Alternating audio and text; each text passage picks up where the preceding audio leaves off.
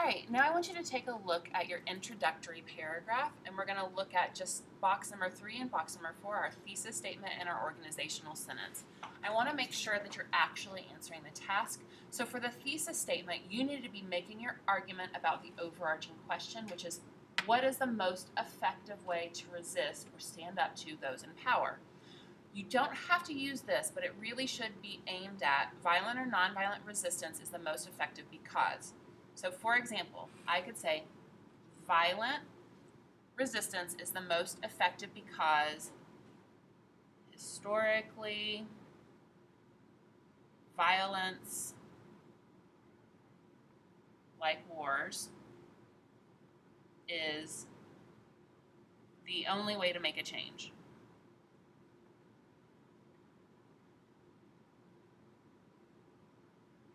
All right, so this sentence really needs to be answering the overarching question, what's the best way to overthrow someone in power?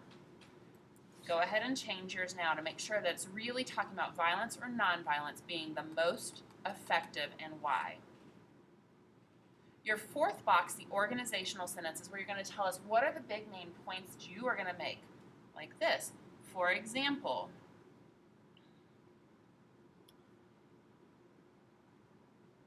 Assata Shakur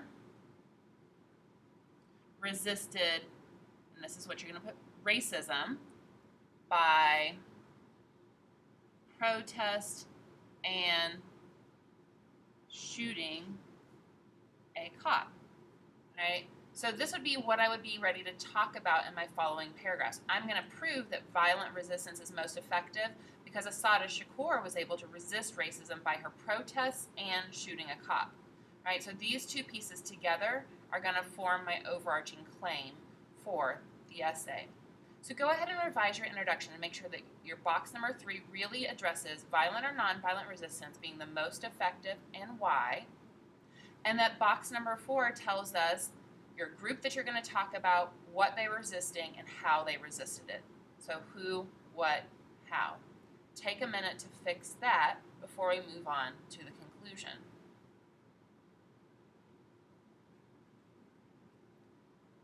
Now that you've made those changes, let's go to your conclusion.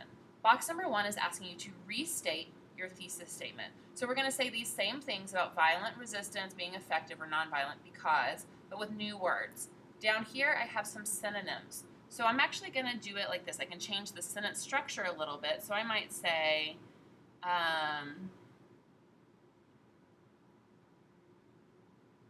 in the past, which would be the same thing as historically, violent, and then what do I want to call that? Instead of resistance, I'm going to find a synonym, violent opposition, let's do defiance. Violent defiance, like wars, have been and instead of effective, the most successful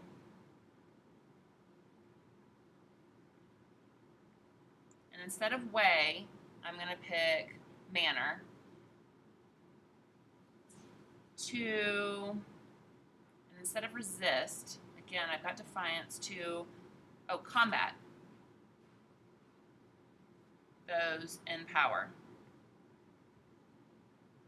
So I'm saying the same thing as box number 3 on my introduction, and I'm putting it here in box number 1. I'm just using some of these synonyms to say the same thing, but in different words. So my first one said violent resistance is the most effective because historically violence, like wars, is the only way to make a change. My restatement in the conclusion says, in the past, violent defiance, like wars, have been the most successful, has been the most successful manner to combat those in power. For the summary of the argument, I want you to look at step 4 in your introduction and restate it with new words. So here I said, for example, Assata Shakur resisted racism by protests and shooting a cop. Down here I'll restate it as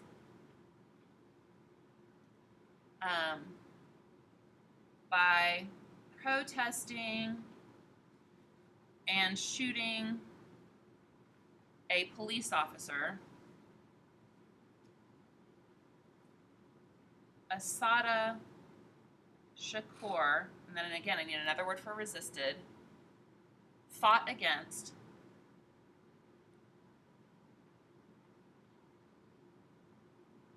and then instead of racism, maybe I could say something like prejudice. Okay. So again, I'm summarizing my argument. By protesting and shooting a police officer, Assata Shakur fought against prejudice. So, box 1 restates 3 up here. Box 2 in your conclusion restates 4 up here. Use these synonyms and others to say the same thing, but with different words. Go ahead and look back at yours and make sure that yours is doing just that.